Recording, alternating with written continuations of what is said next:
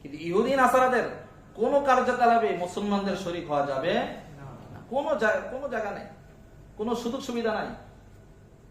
কারণ তাদের প্রত্যেকটা কাজ হলো শিরিকি, কুফরি।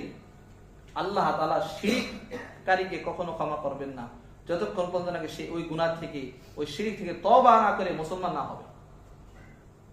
শিরিক সবচেয়ে বড় জুলুম। আর আজকে আমরা এই সমস্ত জিনিসে বেশি খুশি হই, নাউযুবিল্লাহ। এই জন্য নিজেকে এই কাজ থেকে বিরত রাখা, ছেলে মেয়েদেরকে বিরত রাখা, পাড়া প্রতিবেশীদেরকে 31st নাইট উদযাপন থেকে বিরত রাখা, যাতে ওই রাত্রে আমাদের দ্বারা কোনো আল্লাহর নাফরমানি না হয়।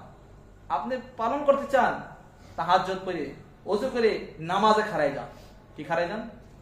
আপনি উদযাপন করেন, নামাজে খাড়ান, যায় নামাজ নেন, 12টা বাজে নামাজ পড়া শুরু করেন, তাহাজ্জুদ পড়েন, ফজর পড়া শুয়ে থাকেন, তাহলে